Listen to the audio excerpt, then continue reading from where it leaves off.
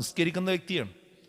പക്ഷെ അദ്ദേഹം എഴുതുകയാണ്, എന്തോ ഒരു മതപരമായ ചർച്ച വന്നപ്പോൾ അയാൾ എഴുതുകയാണ്, അവിടെ എല്ലായിടത്തും നമ്മളിങ്ങനെ മതത്തിൻ്റെ കാര്യം പറയേണ്ടതില്ല, അത് നമ്മളെ ട്രൗസർ പോലെയാണ്. ഈ ട്രൗസർ എപ്പോഴും നമ്മൾ തുണിൻ്റെ മുകളിലല്ലല്ലോ എടുക്കുക, അത് അടിയിലല്ലോ എടുക്കുക. അതിങ്ങനെ ഇടക്കിടക്ക് ആൾക്കാർക്ക് ഇങ്ങനെ പൊക്കി കാണിച്ചു കൊടുക്കലുണ്ടോ?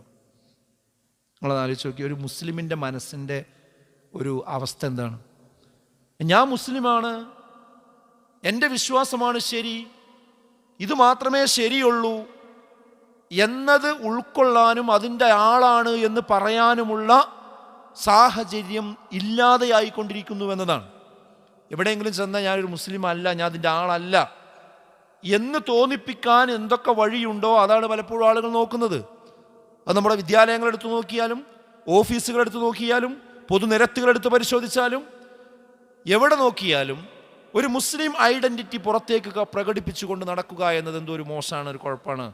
എന്നാൽ വെറും മുസ്ലിമീങ്ങൾ ഉള്ളൊരു സ്ഥലത്ത് വന്നാലോ അതിൻ്റെ ആളുമാണ്, ഞാൻ എൻ്റെ വലിയ സംഭവമാണ്. അങ്ങനെയല്ലല്ലോ. എവിടെയും ഞാൻ മുസ്ലിമാണ് എന്ന് പറയാൻ, അതിൽ ആത്മാഭിമാനത്തോടുകൂടി ഇസ്ലാമിൻ്റെ വിശ്വാസവും സംസ്കാരവുമാണ് പ്രധാനം എന്ന ഒരു ധാരണ നമുക്ക് ഓരോരുത്തർക്കും ഉണ്ടാവുക എന്നത് വളരെ പ്രധാനമാണ്. എന്തുകൊണ്ടാണ് ഇസ്ലാം മാത്രമാണ് ശരിയെന്ന് നമ്മൾ പറയുന്നത്? അത് നമ്മൾ മനസ്സിലാക്കേണ്ടതുണ്ട്.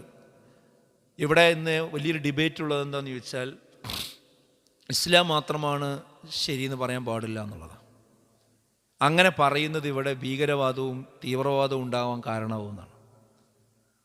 നിങ്ങൾക്ക് നിങ്ങളുടേത് ശരിയാണെന്ന് പറഞ്ഞോളൂ, നിങ്ങളുടേത് മാത്രമാണ് ശരിയെന്ന് പറയാൻ പാടില്ല. അതാണ് ഇവിടെ കുഴപ്പത്തിന് കാരണം എന്നാണ് സൈദ്ധാന്തികമായി ഇന്ന് പ്രത്യേകിച്ച് കേരളത്തിൽ സ്ഥാപിക്കപ്പെട്ടിരിക്കുന്ന ഒരാശയം. അതും ഞാൻ നേരത്തെ പറഞ്ഞതുപോലെ മുസ്ലിം കമ്മ്യൂണിറ്റിയിൽപ്പെട്ട ആളുകളെയൊക്കെ സ്വാധീനിച്ചുകൊണ്ടിരിക്കുകയാണ്. എനിക്കൊരു അനുഭവമുള്ളത്, ഒരു വിദേശയാത്രക്കിടയിൽ ഒരു പൊതുപരിപാടിയിൽ പങ്കെടുക്കേണ്ടി വന്നു. അവിടെ ഒരുപാട് ആളുകൾ വ്യത്യസ്ത സംഘടനകളെ പ്രതിനിധീകരിച്ചുകൊണ്ട് സംസാരിക്കുന്നുണ്ട്. അപ്പോൾ അതിൽ അവിടെയുള്ള ഒരു സന്നദ്ധ സേവന സംഘടനയുണ്ട്. അതിൻ്റെ ഒരു പ്രതിനിധി ഒരു മുസ്ലിമാണ്. അദ്ദേഹവും അവിടെ സംസാരിക്കാൻ വേണ്ടി വന്നിട്ടുണ്ട്. അപ്പോൾ അദ്ദേഹം കാര്യമായി പറയാൻ ശ്രമിച്ച ഒരാശയം എന്താണെന്ന് ചോദിച്ചാൽ, നമ്മൾ മുസ്ലിങ്ങളാണ്, നമ്മൾ ഇസ്ലാമിൻ്റെ വക്താക്കളാണ്, പക്ഷെ നമ്മളേത് മാത്രമാണ് ശരിയെന്ന് എന്തിനാണ് നമ്മളിങ്ങനെ വാശി പിടിക്കേണ്ട കാര്യം? എല്ലാത്തിലും ശരിയില്ലേ എന്നാണ് അദ്ദേഹം അവിടെ ആ പ്രസംഗത്തിൽ കാര്യമായി പറയാൻ ശ്രമിക്കുന്ന ഒരു കാര്യം. അപ്പോൾ ഒരു മുസ്ലിമീങ്ങളായ ആളുകളുടെ മനസ്സിൽ വരെയുള്ള ഒരു കോംപ്ലക്സ് നോക്കി നിങ്ങൾ എവിടെ നിൽക്കുന്നത്? അതായത് ഈ ഉണ്ടാക്കിയ സിദ്ധാന്തങ്ങളൊക്കെ നമ്മളാളുകളും അംഗീകരിച്ചു കൊണ്ടിരിക്കുകയാണ്. എന്നാൽ ഇസ്ലാമികമായിട്ട് എന്താ നമ്മൾ മനസ്സിലാക്കേണ്ടത്? അവിടെ ഒരു വ്യക്തി ഒരു ആദർശം ഉണ്ടാക്കിയിട്ട് ഇൻ്റെത് മാത്രമാണ് ശരിയെന്ന് പറയുമ്പോൾ അതിന് വൈകല്യം ഉണ്ടാവാം. നമ്മൾ പറയുന്നത് എന്തല്ല, നമ്മുടേത് ശരി എന്നല്ല പറയുന്നത്. ശരിക്കും ശ്രദ്ധിക്കണം പോയിന്റ്. ഇവിടെ മുസ്ലിമീങ്ങൾ മുഅ്മിനീങ്ങൾ പറയുന്നത് ഞങ്ങളുടെ ആദർശം, അവിടെ മലപ്പുറം ഒരു പള്ളിയുണ്ട്, ആ പള്ളിക്കത്തെ ആദർശം എന്നല്ല പറയുന്നത്. ഈ ഇസ്ലാം എന്ന് പറയുന്നത് ദൈവികമാണ്, അള്ളാഹുവിങ്കിൽ നിന്നുള്ളതാണ്. അള്ളാഹുവിൻ്റെ ദീനായതുകൊണ്ട് അത് മാത്രമാണ് ശരി. ഇതാണ് എൻ്റെ പോയിന്റ്. അത് നമ്മളും അംഗീകരിക്കുന്നുണ്ടെങ്കിൽ നമ്മളതും ശരിയാണ്. അതല്ലാതെ നമ്മൾ ഓരോരുത്തരും നമ്മളത് വാശി പിടിച്ച് നമ്മളത് ശരിയാണെന്ന് പറയല്ല. ഈ പ്രപഞ്ചത്തിൻ്റെ സൃഷ്ടാവായ പടച്ച തമ്പുരാൻ്റെ ദീനാണിത്, അതുകൊണ്ട് അത് മാത്രമേ ശരിയുള്ളൂ. ഇത് പറയുക, അങ്ങനെ വിശ്വസിക്കുക എന്നതാണ് യഥാർത്ഥത്തിൽ ഇസ്ലാമിനോടുള്ള നീതി എന്ന് പറയുന്നത്. അത് ഇന്ത്യ രാജ്യത്ത് പറയാൻ പറ്റില്ല. അങ്ങനെ എന്താ കുഴപ്പം എന്ന് പറയുന്നതിന്? ഭരണഘടന നമുക്ക് നൽകുന്ന ഏറ്റവും വലിയൊരു അവകാശമാണ് എന്ത്? മതസ്വാതന്ത്ര്യം. ആ മതസ്വാതന്ത്ര്യത്തെ പറ്റി നിർവചിക്കുന്നത് എന്താ?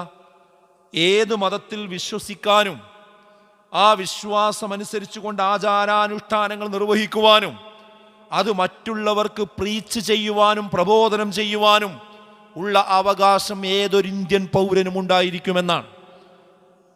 എവിടെയാണ് പിന്നെ പ്രശ്നം വരിക? എൻ്റെ ഈ ശരി മാത്രമേ ഇവിടെ നിലനിൽക്കാൻ പാടുള്ളൂ, മറ്റുള്ളതൊന്നും ഇവിടെ നിലനിൽക്കാൻ പാടില്ല എന്നുള്ള തലത്തിലേക്ക് അത് വരുമ്പോഴാണ് ഇവിടെ കുഴപ്പവും പ്രശ്നങ്ങളൊക്കെ ഉണ്ടാകുക. നമ്മളത് പറയുന്നില്ല. അത് ഇസ്ലാമികമായിട്ടും ആ വാദം ശരിയല്ല. കാരണം എന്താ? ഇസ്ലാം പറഞ്ഞ എന്താ? ലാ ഇക്റാഹ ഫിദ്ദീൻ. ഒരിക്കലും മതത്തിൽ എന്തില്ല? ബലാത്കാരമില്ല. ഒരാളെ നിർബന്ധിച്ചും കണ്ട് ഇതിലേക്ക് കൊണ്ടുവരേണ്ട കാര്യമില്ല. പക്ഷെ നമ്മളത് മാത്രം ശരിയെന്ന് എന്ത് ചെയ്യുക?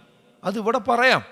പക്ഷെ അത് പറഞ്ഞ് അത് പറയുന്നതാണ് ഇവിടെ കുഴപ്പം എന്ന് വരുത്തി തീർക്കാനുള്ളൊരു ശ്രമം നാട്ടിൽ നടക്കുന്നുണ്ട്. അവിടെയാണ് ഞാൻ മുസ്ലിമാണ്, ഈ ഇസ്ലാമാണ് സുരക്ഷയുടെ മാർഗം എന്ന് 100% ഒരു വിശ്വാസി ഉൾക്കൊള്ളുക എന്നത് വളരെ പ്രധാനപ്പെട്ട ഒരു കാര്യമാണ്. കാരണം ഇസ്ലാം മാത്രമാണ് ദൈവീകം. അത് പ്രപഞ്ചത്തിലെ എല്ലാ സൃഷ്ടികളും അതിന് കീഴൊതുങ്ങിയാണ് ജീവിക്കുന്നത്. നമ്മളിതിൻ്റെ വിശാലത മനസ്സിലാക്കണം. നമ്മൾ മാത്രമല്ല, ഈ പ്രപഞ്ചത്തിലെ മുഴുവൻ ജീവജാലങ്ങളും സസ്യവർഗങ്ങളും ജന്തുജാലങ്ങളും എല്ലാം ഇതിന് കീഴ്പ്പെട്ടുകൊണ്ടാണ് ജീവിക്കുന്നത്. എന്തിനധികം മനുഷ്യൻ്റെ അവയവങ്ങൾ പോലും നമ്മുടെ നിയന്ത്രണത്തിലല്ല. ഇപ്പം ഞാൻ നിങ്ങളോട് സംസാരിക്കുന്നുണ്ട്, എൻ്റെ ശരീരത്തിൻ്റെ ഉള്ളിൽ ഇപ്പോൾ നടന്നുകൊണ്ടിരിക്കുന്ന എന്തെല്ലാം കാര്യങ്ങളുണ്ട്. എൻ്റെ ഹൃദയം പ്രവർത്തിച്ചു കൊണ്ടിരിക്കുന്നു, ആമാശയം പ്രവർത്തിച്ചു കൊണ്ടിരിക്കുന്നു, ഓരോ അവയവങ്ങളും പ്രവർത്തിച്ചു കൊണ്ടിരിക്കുന്നു, കിഡ്നി പ്രവർത്തിച്ചു കൊണ്ടിരിക്കുന്നു. ഈ പ്രവർത്തനമൊക്കെ നമ്മളെ കഴിവിലാണോ, നമ്മളെ പരിധിയിലാണോ? ഒരിക്കലുമല്ല. ഞാൻ കണ്ണട വെച്ചിട്ടുണ്ട്. എന്തുകൊണ്ടാണ് കണ്ണട വെക്കാനുള്ള കാരണം? ഒരു പ്രത്യേക സമയമായാൽ നമ്മുടെ കണ്ണിന് മങ്ങൽ വരും.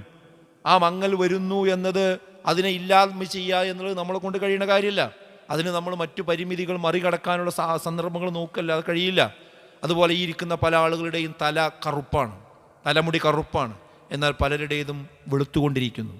ആ വെളുപ്പ് വന്നത് നമ്മൾ ആഗ്രഹിച്ചുകൊണ്ടല്ല, നമ്മൾ വിളിച്ചു വരുത്തിയതല്ല, അത് അതിൻ്റെ സന്ദർഭമായി സംഭവിച്ചതാണ്. ഏതൊരു കാര്യവും അങ്ങനെയാണ്. നമ്മളെ കേൾവി ശക്തി കുറഞ്ഞുകൊണ്ടിരിക്കും. ഇതൊന്നും നമ്മളെ നിയന്ത്രിക്കാൻ കഴിയില്ല. നമ്മുടെ അവയവങ്ങൾ പോലും നമ്മുടെ കയ്യിലല്ല, നമ്മുടെ നിയന്ത്രണത്തിലല്ല. ഏതൊരു കാര്യം എടുത്ത്, അതുപോലെ നമ്മുടെ കാഴ്ച, കേൾവി, ഹൃദയം, അതുപോലെ തന്നെ നമ്മുടെ വാർദ്ധക്യം, മരണം, ഇങ്ങനെ തുടങ്ങി ഏത് വിഷയം എടുത്തു നോക്കിയാൽ അതൊന്നും നമ്മുടെ നിയന്ത്രണത്തിലല്ല. വിശുദ്ധ ഖുർആൻ പറയണു നോക്കി നിങ്ങൾ, വലില്ലാഹി യസ്ജുദു മൻ ഫിസ് സമാവാതി വൽ അർളി തൗഅൻ വകർഹ വളിലാലുഹും ബിൽ ഉദുവ്വി വൽ ആസ്വാൽ. വലില്ലാഹി അല്ലാഹുവിന്, യസ്ജുദു മൻ ഫിസ് സമാവാതി വൽ അർള്, ആകാശഭൂമികളിലുള്ളത് മുഴുവൻ സുജൂദ് ചെയ്തുകൊണ്ടിരിക്കുന്നു. അതിലെല്ലാം പെട്ടു, എല്ലാം അല്ലാഹുവിന് കീഴൊതുങ്ങിയാണ് ജീവിക്കുന്നത്. തൗഅൻ വകർഹ, ഒന്നുകിൽ സ്വമനസ്സാലെ അല്ലെങ്കിൽ നിർബന്ധിതമായിട്ട്, ഒന്നുകിൽ സ്വമനസ്സാലെ അല്ലെങ്കിൽ നിർബന്ധിതമായിട്ട്. വളിലാലുഹും ബിഉദുവ്വി വൽ ആസ്വാൽ, ഏതുവരെ? പ്രഭാതത്തിലും സായാഹ്നത്തിലും അവരുടെ നിഴലുകൾ പോലും അതിനെ പ്രണാമം ചെയ്യുന്നുവെന്നാണ്. അഥവാ എല്ലാം അള്ളാഹുവിന് കീഴൊതുങ്ങിയാണ് ജീവിക്കുന്നത്. ആ അള്ളാഹുവിന് കീഴൊതുങ്ങിയിട്ട് വേണം ആരും ജീവിക്കാൻ, മനുഷ്യരായ നമ്മളും ജീവിക്കാനും. അപ്പോൾ ഞാൻ ഒന്ന് പറയണമെന്ന് വെച്ചാൽ, ഇത് വലിയൊരു വിശാലമായൊരു സംഗതി. നമ്മൾ മാത്രമല്ല, ഈ പ്രപഞ്ചത്തിൻ്റെ സ്രഷ്ടാവിൻ്റെ മതമാണ്. ആ സ്രഷ്ടാവിന് കീഴൊതുങ്ങിയാണ് ഈ ലോകം തന്നെ മുന്നോട്ട് പോകുന്നത്. ഒരു സൂര്യവകുപ്പ് എന്ന് പറഞ്ഞിട്ട് നിങ്ങൾ എവിടെയെങ്കിലും വല്ല മന്ത്രാലയത്തിലും വകുപ്പ് കേട്ടിക്കണോ? ചന്ദ്രൻ്റെ വകുപ്പ് കേട്ടിക്കണോ? സയൻസ് മൊത്തത്തിൽ പഠിക്കണ ഇതൊക്കെ ഉണ്ടാവും. അത് രാവിലെ സൂര്യൻ ഉദിക്കുന്നുണ്ടോ നോക്കാനൊരു മന്ത്രി ഉണ്ടോ? അസ്തമിക്കുന്നുണ്ടോ നോക്കാനൊരു മന്ത്രി ഉണ്ടോ? ഇല്ലല്ലോ. അതൊക്കെ അവിടെ എന്ത് ചെയ്യാണ്? സംഭവിച്ചുകൊണ്ടിരിക്കുകയാണ്. അത് നമ്മളാരും നിയന്ത്രണത്തിലൊന്നല്ല, ഇതൊക്കെ പടച്ചോൻ്റെ നിയന്ത്രണത്തിലാണ്. ആ സൂര്യനും ചന്ദ്രനും എല്ലാ നക്ഷത്രങ്ങളും ഒക്കെ അള്ളാഹുവിന് കീഴൊതുങ്ങിയ ജീവിക്കും. ആ പടച്ചോന് കീഴൊതുങ്ങിയിട്ടാണ് നമ്മളും ജീവിക്കുന്നത്. ആ ഒരു ബോധമാണ് നമുക്കുണ്ടാകേണ്ടത്.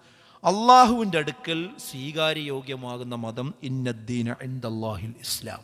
ഏത് മാത്രമാണ്? ഇസ്ലാം മാത്രമാകുന്നു. ഇത് നമുക്ക് പൂർണ്ണമായിട്ട് അംഗീകരിക്കാൻ കഴിയണം. ഇസ്ലാം അല്ലാത്ത ഏതെങ്കിലും ഒരു മതം സ്വീകരിച്ചാലുള്ള അവസ്ഥ എന്താ? വമൻ യബ്തഗി ഗൈറൽ ഇസ്ലാമി ദീന ഫലൻ യുഖ്ബലു മിൻഹു വഹുവ ഫിൽ ആഖിറതി മിനൽ ഖാസിരീൻ. ഇസ്ലാം അല്ലാത്തതിന് ആരെങ്കിലും മതമായി സ്വീകരിച്ചാൽ അള്ളാഹു അവനിൽ നിന്ന് അതൊരിക്കലും സ്വീകരിക്കുകയില്ല, ഉൾക്കൊള്ളുകയില്ല. വഹുവ ഫിൽ ആഖിറതി മിനൽ ഖാസിരീൻ, നാളെ പരലോകത്ത് അവർ നഷ്ടക്കാരുടെ കൂട്ടത്തിലായിരിക്കുമെന്നാണ് വിശുദ്ധ ഖുർആൻ ഓർമ്മപ്പെടുത്തുന്നത്.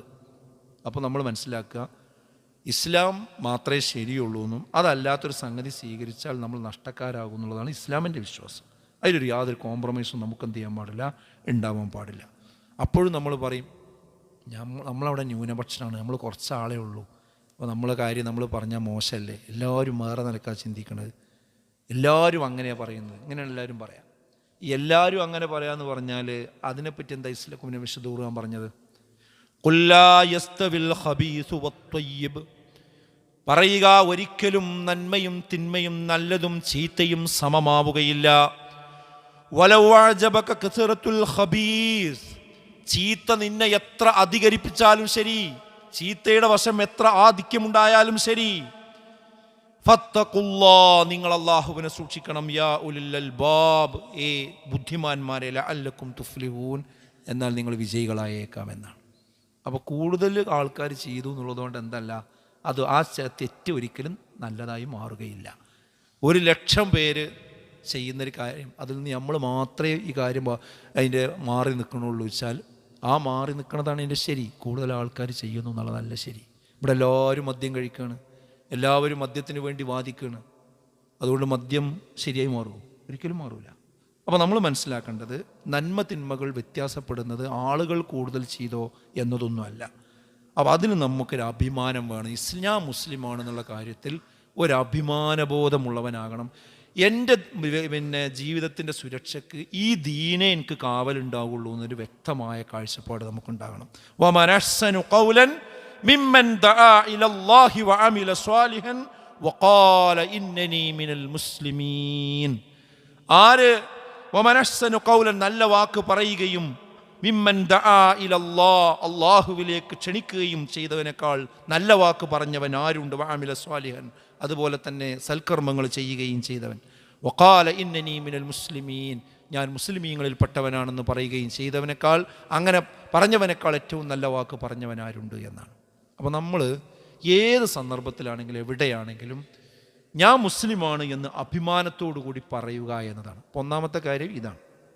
നമ്മൾ ഇനി എവിടെയാണ്, വീട്ടിലാകട്ടെ, നാട്ടിലാകട്ടെ, സ്ഥാപനത്തിലാകട്ടെ, ജോലി സ്ഥലത്താകട്ടെ, ഏത് മേഖലയിലാവട്ടെ, ഞാൻ ഒരു മുസ്ലിമാണ് എന്ന് നമുക്ക് നമ്മുടെ ജീവിതത്തിൽ പറയാനും അത് തെളിയിക്കാനും കഴിയും. അതിൻ്റെ ഐഡൻറ്റിറ്റി മറച്ച് വെച്ച് നടക്കേണ്ട ഒരവസ്ഥ നമുക്ക് ഉണ്ടാകാൻ പാടില്ല. ദീനോട് മാത്രമേ നമ്മളെ കുടുംബം രക്ഷപ്പെടുള്ളൂ. ആ ബോധം നമുക്കും നമ്മളെ മക്കൾക്കും എന്ത് ചെയ്യണം? ഉണ്ടാവണം.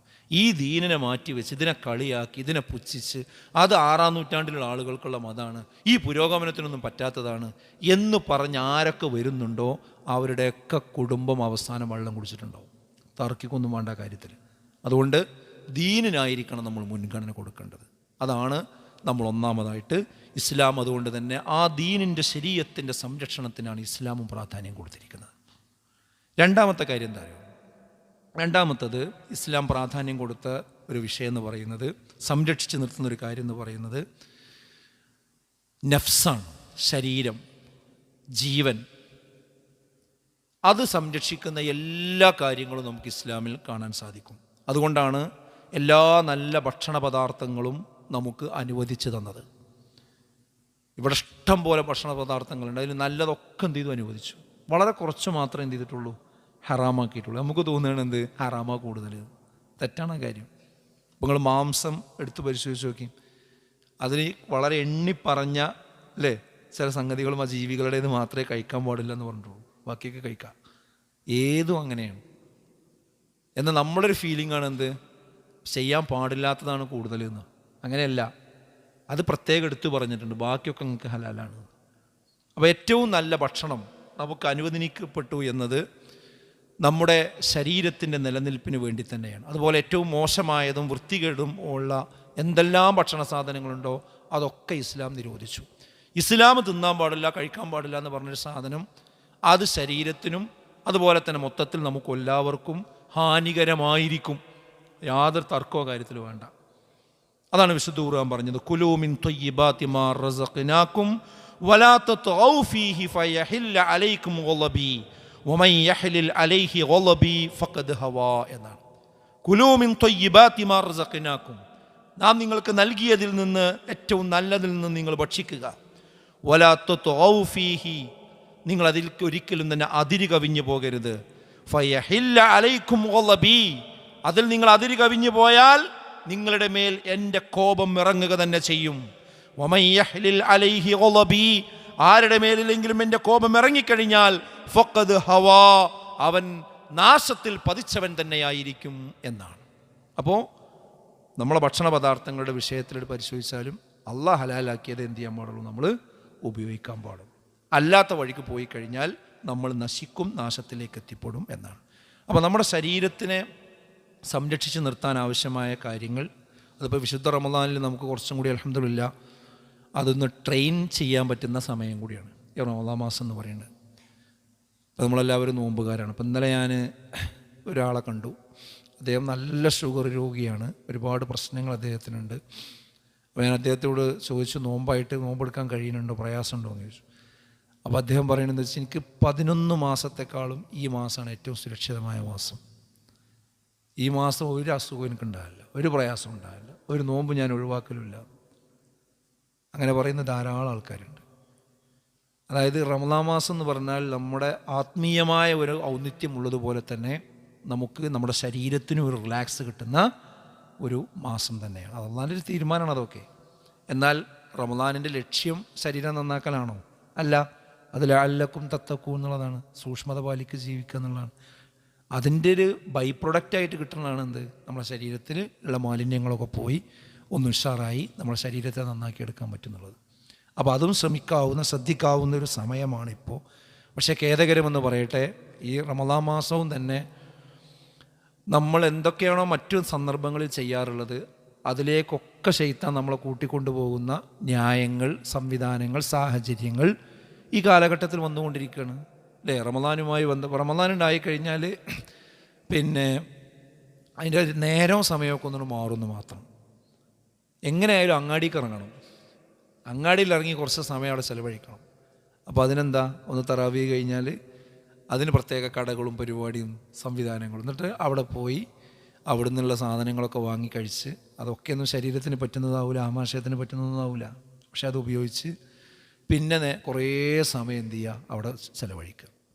അങ്ങനെ അങ്ങാടികൾ രാത്രി സജീവമാക്കുന്ന ഒരവസ്ഥ റമദാൻ മാസത്തിൽ അത്ര നല്ലതല്ല. രാത്രി സമയം എന്ന് പറയുന്നത് എന്തിനുള്ളതാണ്? രാത്രി സമയം പക്ഷേ തിരിച്ച് റമദാൻ മാസത്തിൽ നമുക്ക് വിശ്രമിക്കാനും ഉറങ്ങാനും ഉള്ളതാണ്. മറ്റ് ബാക്കിയുള്ള സമയം ഇബാദത്തിനും ഇസ്തിഗ്ഫാറിനുള്ളതാണ്. പക്ഷേ ഇതൊക്കെ ഒഴിവാക്കിയിട്ട് രാത്രി നേരം വെളുക്കുന്നത് വരെ കളിക്കുന്ന സ്ഥലങ്ങൾ കാണാൻ പറ്റും. റോട്ടിൽ ഇറങ്ങിയിട്ടാണ് കളി. ചില സ്ഥലത്തൊക്കെ റോട്ടിലൊക്കെ ഇങ്ങനെ വരച്ച് വലയൊക്കെ കെട്ടി അവിടെ കളിക്കുന്നതാണ്, ഷട്ടറിലൊക്കെ കളിക്കുന്നതാണ്. രാത്രി 2 മണിക്കൊക്കെ യാത്ര ചെയ്യുമ്പോൾ അതൊരു പ്രത്യേക അവസ്ഥയാണ്. നോമ്പിന് വന്നു കഴിഞ്ഞാൽ രാവിലെ പകലാക്കുക, പകലിനെ രാവാക്കുക.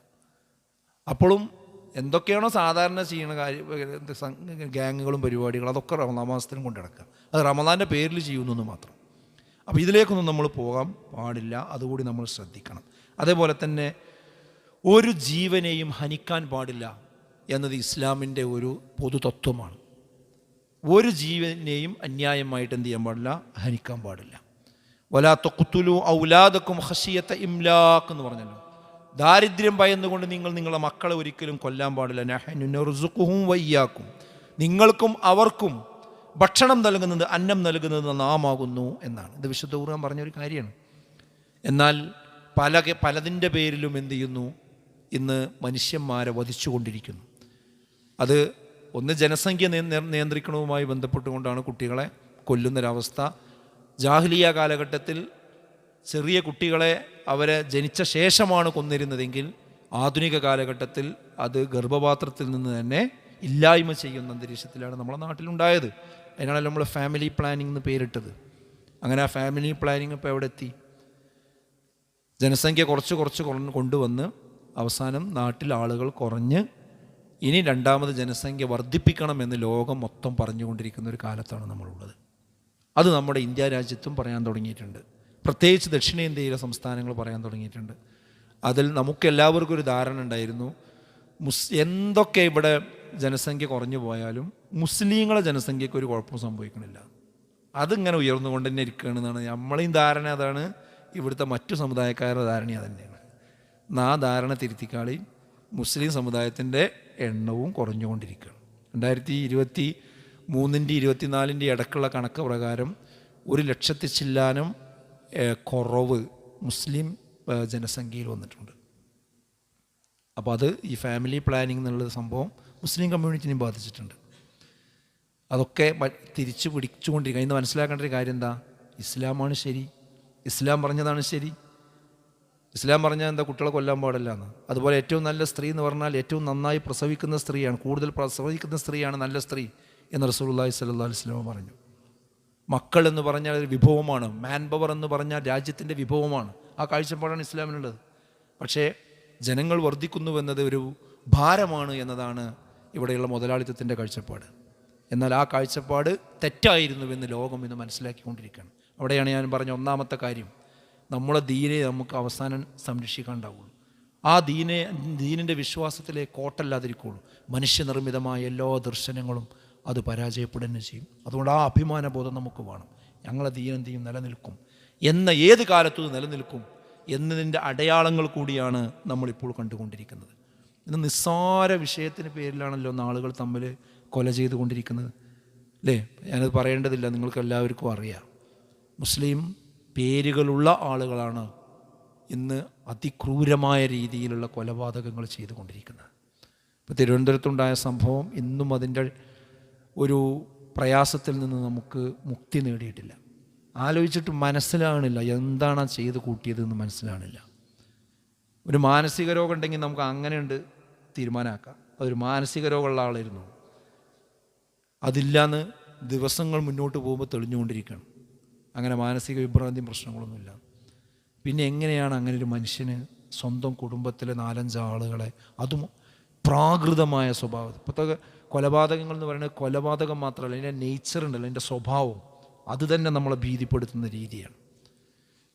ഇവിടെയാണ് ഒരു മനുഷ്യൻ്റെ ജീവൻ എടുത്താൽ അതിന് തക്കതായ ശിക്ഷ കൊടുക്കുക എന്നത് അത്യാവശ്യമാകുന്നുവെന്ന് ഇസ്ലാമിൻ്റെ ആ കാഴ്ചപ്പാട് ഇന്ന് ലോകം അംഗീകരിക്കേണ്ടി വരുന്നത്.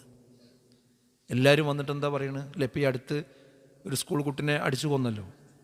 അത് കൊന്ന സമയത്ത് ആ കുട്ടിയെ കൊല്ലാൻ കാരണക്കാരായ അവൻ്റെ പിന്നെ മറ്റു വിദ്യാർത്ഥികൾ അവർക്ക് പരീക്ഷ എഴുതാനുള്ള അനുവാദം കൊടുത്തു. അത് വലിയ പ്രതിഷേധത്തിനിടയാക്കി. ആ പ്രതിഷേധം, ആ ഒരു സാഹചര്യം വീട്ടിൻ്റെ ഉള്ളിൽ ഇങ്ങനെ ഇരുന്ന് ഈ TV കണ്ട് വാർത്ത കണ്ട് അവസാനം സഹി കെട്ടിട്ട് ഒരു ടീച്ചർ പുറത്തിറങ്ങി വന്ന് സംസാരിച്ചത് നിങ്ങൾ കണ്ടിട്ടുണ്ടാവും, ചാനലുകളിലുണ്ടായിരുന്നു. ഒരു റിട്ടയർഡ് ടീച്ചറാണ്.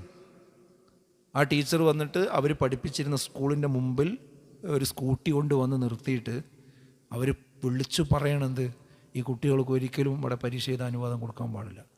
ഈ കുട്ടി, മരിച്ച കുട്ടി എൻ്റെ കുട്ടിയായിരുന്നെങ്കിൽ എന്തായിരിക്കും അവസ്ഥ? ഞാൻ അതാണ് ഇപ്പോൾ ആലോചിക്കണത്. അവസാനം പറഞ്ഞിട്ട് അവർ പറയണത്, ഈ ഇസ്ലാമിക രാജ്യങ്ങളിലൊക്കെ ഉള്ള ആ ശിക്ഷാവിധികളുണ്ട്, അതിവിടെ നടപ്പാക്കണം, എന്നെങ്കിലേ നമ്മളെ നാട് നന്നാവുള്ളൂ. അതവർ ഖുർആൻ പഠിച്ചിട്ട് പറയണതല്ല, ഇസ്ലാം പഠിച്ചിട്ട് പറയണതല്ല, അനുഭവത്തിൻ്റെ തീച്ചൂളയിൽ നിന്ന് പറഞ്ഞു പോകുന്ന കാര്യങ്ങളാണ്. നമുക്കെങ്കിലും ആ ബോധം വേണം, വിശ്വാസികൾക്കെങ്കിലും ആ ധാരണ വേണം.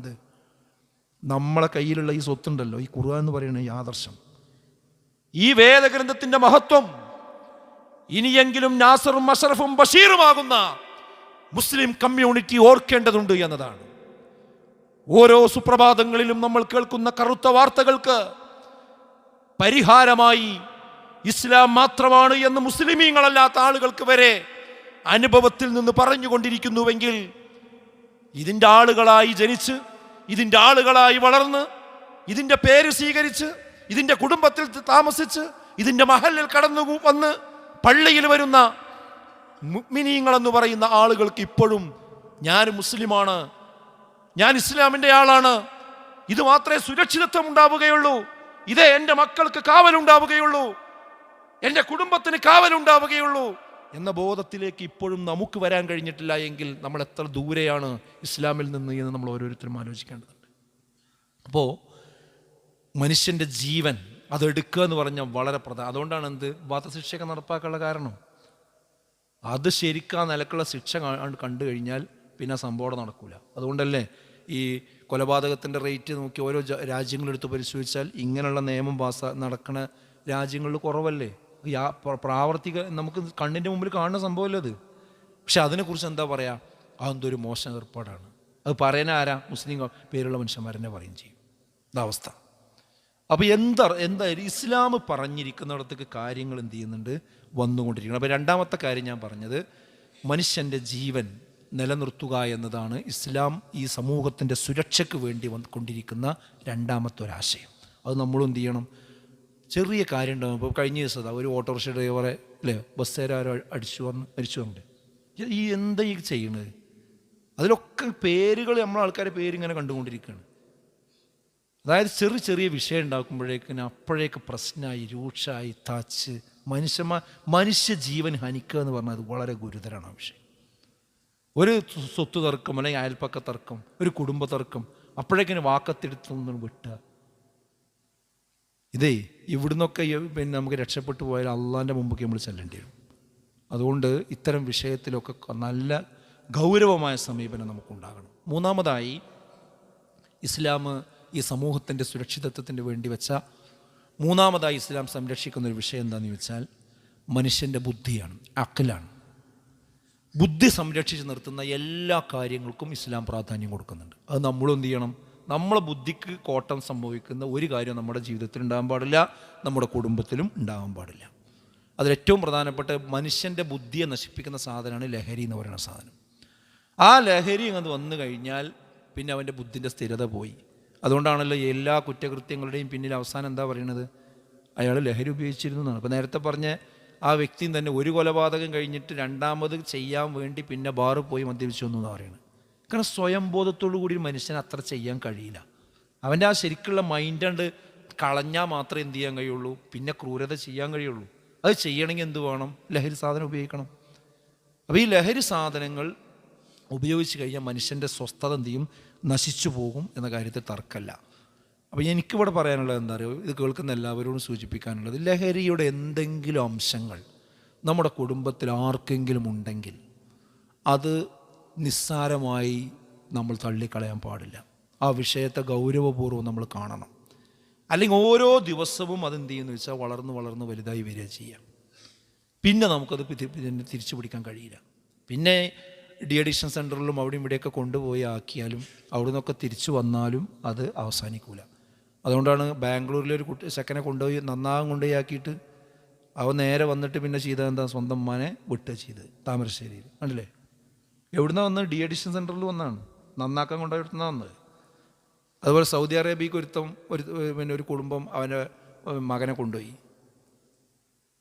ഈ ലഹരിക്കടിമപ്പെട്ട മകനാണ്. അവന്ന് നാടൊന്ന് മാറി അവിടെ കൊണ്ടുപോയി കണ്ട് ജോലിയിലൊക്കെ ഒന്ന് നിർത്തി കഴിഞ്ഞാൽ നേരാവും വിചാരിച്ച് കൊണ്ടുപോയതാണ്. പക്ഷെ ചെന്നിട്ട് എന്താ ചെയ്ത്? രാത്രി അവൻ്റെ അച്ഛൻ കിടന്നുറങ്ങുമ്പോൾ കത്തെടുത്തിട്ട് കണ്ണ് ചൂഴ്ന്നെടുത്തു. ജീവുള്ള മനുഷ്യൻ്റെ ഈ സാധനം ഉപയോഗിച്ച് കഴിഞ്ഞാൽ അത് രക്തത്തിലുള്ള മനുഷ്യന്മാരെന്താ ചെയ്യുകയെന്ന് പറയാൻ പറ്റില്ല. ഇന്ന് എത്ര വീടറിയാം? ഇന്ന് നമ്മളെ കേരളത്തിൽ ഒരുപാട് വീടുകളിൽ ഒറ്റ എണ്ണം ഉണ്ടായാൽ മതി, ഈ ലഹരിക്ക് അടിമപ്പെട്ട ഒരൊറ്റ എണ്ണം വീട്ടിലുണ്ടായാൽ മതി. ആ ഒരൊറ്റ എണ്ണം ഉണ്ടായാൽ തന്നെ പിന്നെ ആ വീട്ടിൽ സ്വസ്ഥത ഉണ്ടാവില്ല. ചില മാതാപിതാക്കളൊക്കെ രാത്രിയായി എൻ്റെ മകനൊന്ന് വന്നിട്ടിയാൽ മതി എന്നല്ല പറയാം. പക്ഷെ ഇപ്പം ചില വീടുകളിൽ പറയണത് രാത്രിയായി അവനൊന്ന് വരാതിരുന്നെങ്കിൽ നന്നായിരുന്നു എന്നാണ്. കാരണം വന്ന സ്വസ്ഥതല്ല, സ്വൈരല്ല, വാപ്പാൻ്റെ ഉമ്മാൻ്റെ നേരാണ് വരികയാണ്. ഇത് ഇവർക്ക് വേറൊന്നുമല്ല. സംഭവം എന്താ വെച്ചാൽ ഈ രാസലഹരിക്ക് അടിമപ്പെട്ട് കഴിഞ്ഞാൽ ഇതിന് പിന്നെ ഇപ്പോൾ ഉപയോഗിക്കുന്ന ഡോസല്ല അടുത്ത ദിവസം ഉപയോഗിക്കേണ്ടി വരിക. ആ ഡോസ് ഇങ്ങനെ കൂട്ടി കൊടുക്കണം. ഡോസ് കൂട്ടി കൊടുക്കണമെങ്കിൽ എന്ത് വേണം? അതിനനുസരിച്ച് സാധനം വാങ്ങണ്ടേ? ഇതിന് ഭയങ്കര കാശാണ്. 2000, 10,000, 12,000, 25,000 എൻ്റെ ഇതിനും ഭയങ്കര കാശാണ്. ഈ പ്രായത്തിലുള്ള കുട്ടികൾക്ക് സ്വയം ജോലി ഉണ്ടാവില്ല. അപ്പോൾ ഇവിടുന്ന് വരുമാനം ആദ്യമൊക്കെ ഓരോ നമ്മളെ കളവ് പറഞ്ഞുകൊണ്ട് വാപ്പാൻ്റെയൊക്കെ ഉമ്മാൻ്റെയൊക്കെ വാങ്ങിക്കൊണ്ടുപോകും. പിന്നെ അത് കിട്ടാതെയാവും. പിന്നെ അവർക്ക് തന്നെ മനസ്സിലാവും ഇതിനെല്ലാം കൊണ്ടുപോകണമെന്ന് മനസ്സിലാവും. പിന്നെ കോളേജിൽ ഫീസ് കൊടുക്കാനാണ് വാങ്ങിക്കൊണ്ടുപോകുന്ന ആൾക്കാരുണ്ട്. ഓരോ പ്രൊജക്റ്റ് ഉണ്ട്, മറ്റേ ഉണ്ട്, മറിച്ചുണ്ട് എന്നൊക്കെ പറഞ്ഞ് വാങ്ങിക്കൊണ്ടുപോകും. പക്ഷേ അതൊന്നും ഉണ്ടാവില്ല. പിന്നെ അതൊക്കെ പറ്റിയാൽ പക്ഷേ ഇവന് ഓരോ ദിവസവും ഇതിൻ്റെ അളവ് കൂടണ്ടേ? പിന്നെ എന്താ ചെയ്യുക? അപ്പോഴാണ് എന്ത് ചെയ്യണത്? വീട്ടിൽ നിന്ന് എവിടെ നിന്നൊക്കെ അതിന് ആധാരം കൊണ്ടുവച്ചാലും വേണ്ടില്ല, ഉമ്മാൻ്റെ കഴുത്തിലുള്ള മാല പൊട്ടിച്ചാലും വേണ്ടില്ല. എനിക്ക് ഓർമ്മയുണ്ട് എൻ്റെ അടുത്തൊരു കേസ് വന്നത്. ഒരു ചെറുപ്പക്കാരത്തിന് അടിമയായിട്ട് അവൻ്റെ ഉമ്മാൻ്റെ അടുത്ത് വന്നിട്ട് ചോദിക്കും. കാശ് കൊടുത്തില്ലെങ്കിൽ അവൻ കൂട്ടാണ്ടങ്ങനെ കത്തിനെടുക്കും. പിന്നെ ഈ സ്ത്രീ എന്താ ചെയ്യുക? ഈ തൊഴിലുറപ്പ് പണിക്ക് പോകുന്ന സ്ത്രീയാണ്. അതാ കിട്ടുന്ന കാശ് അവിടെയും ഇവിടെയും കൊണ്ടുവന്ന് ചുരുട്ടി വെച്ചിട്ടുണ്ടാവും, എടുത്ത് കൊടുക്കന്നെ. നിങ്ങളൊന്ന് ആലോചിച്ച് നോക്കി. ഈ ഒരു അവസ്ഥയ്ക്ക് ഒരു ദിവസം കൊണ്ട് എത്തുന്നതല്ല, 2 ദിവസം കൊണ്ട് എത്തുന്നതല്ല. നമ്മളെ മക്കളെ ശരിക്ക് നല്ലൊരു അന്തരീക്ഷത്തിൽ വളർത്തിയിട്ടില്ലെങ്കിൽ ഏത് സമയത്തും ആർക്കും ഇതൊക്കെ സംഭവിക്കാം. ഈ പറയുടെ എനിക്ക് വരെ സംഭവിക്കാം. അള്ളാഹു നമ്മളെല്ലാം കാത്തുരക്ഷിക്കുമാറാകട്ടെ. അതിനെന്താ മാർഗം എന്നറിയോ? നമ്മളെ മക്കൾ എത്ര ഉന്നത വിദ്യാഭ്യാസത്തിൽ പഠിക്കുകയാണെങ്കിലും ആ പഠനത്തിൻ്റെ ഇടയിലൊരു സമയം ഉണ്ടാക്കിയിട്ട് ഇങ്ങനത്തെ ഒരു അന്തരീക്ഷത്തിൽ അവരെ ജീവിക്കാൻ നമ്മൾ അനുവദിക്കണം. അതിനാണ് എന്താ പറയുക, നമ്മൾ വിദ്യാർത്ഥികൾക്ക് വേണ്ടി ഒരു സംവിധാനം എല്ലാ സ്ഥലങ്ങളിലും ഉണ്ടാക്കിയിട്ടുണ്ട്. അവർക്ക് പ്രത്യേക CRE ക്ലാസ്സുകൾ, അതുപോലെ തന്നെ അവർക്ക് സംവിധാനങ്ങൾ. അപ്പോൾ ആ ഒരു പ്രായത്തിലുള്ള കുട്ടികൾ അങ്ങനെ ഒരുമിച്ച് കൂടുന്നു, നല്ല കാര്യത്തിനെ പറ്റി ചർച്ച ചെയ്യുന്നു, ചിന്തിക്കുന്നു. അപ്പോൾ ആ ഒരു അന്തരീക്ഷത്തിലാണ് അവരുണ്ടാകുക. അവരെ കൂട്ടുകെട്ട് അങ്ങനെയായിരിക്കും. അപ്പോൾ അതിനൊരു മീറ്റിംഗ് ഉണ്ട്, ഒരു ക്യാമ്പ് ഉണ്ട്, ഒരു ക്ലാസ് ഉണ്ട് എന്നൊക്കെ പറഞ്ഞാൽ നല്ല ദീനീബോധമുള്ള രക്ഷിതാക്കളും പോലും പറയും അവന് വരാൻ പറ്റില്ല. അറിയും എന്താ സംഭവം? അവന് മറ്റേ കോഴ്സിനാണ്, അവന് കുറേ പഠിക്കാനുണ്ടാവും. അവനിതിനൊന്നും വന്നാൽ അവൻ്റെ പഠനമൊക്കെ ആകെ പ്രശ്നമാവും.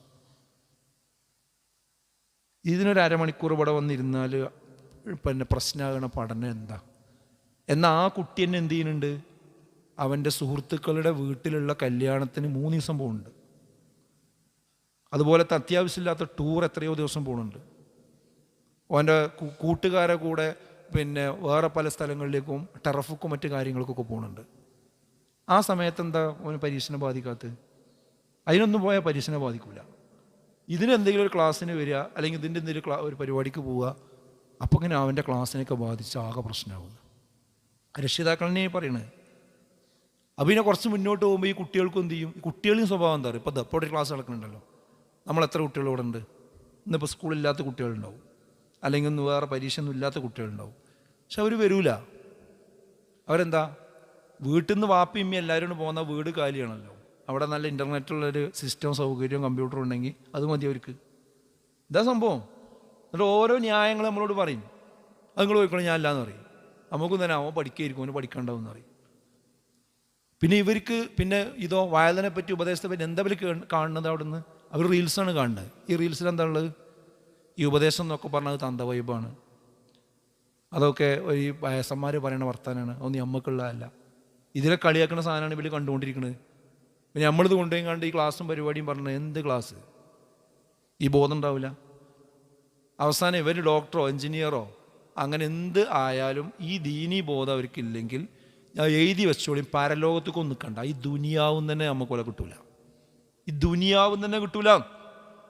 നമ്മൾ പ്രായമായിട്ട് ഒരു ചികിത്സക്ക് ആവശ്യമുള്ളൊരു സമയം വരുന്ന സമയത്ത് മകൻ അന്വേഷിക്കുമ്പോൾ ബാംഗ്ലൂരാവും, അല്ലെങ്കിൽ അമേരിക്കയിലോ, അല്ലെങ്കിൽ വേറെ ഏതെങ്കിലും വെസ്റ്റേൺ കൺട്രിയിലാവും. അവിടുന്ന് വിളിച്ചിട്ട് പറയുന്നത്, എനിക്കിപ്പോൾ ഇവിടുന്ന് ലീവ് കിട്ടൂല, നല്ല പ്രശ്നമാണ്, അത് ഞാൻ ഹോസ്പിറ്റലിലെ ബില്ലും കാര്യമൊക്കെ ഞാൻ ഇവിടുന്ന് ഓൺലൈനായിട്ട് അയച്ചു കൊടുത്തോളാം അറിയും.